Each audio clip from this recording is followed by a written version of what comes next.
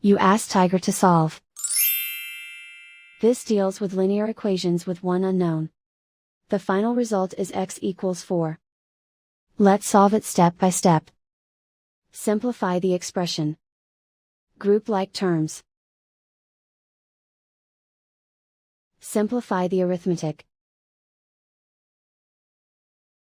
Group all constants on the right side of the equation. Add 9 to both sides. Simplify the arithmetic.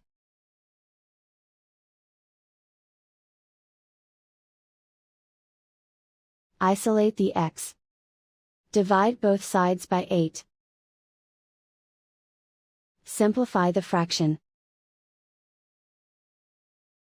Find the greatest common factor of the numerator and denominator. Factor out and cancel the greatest common factor. And so the final result is x equals 4.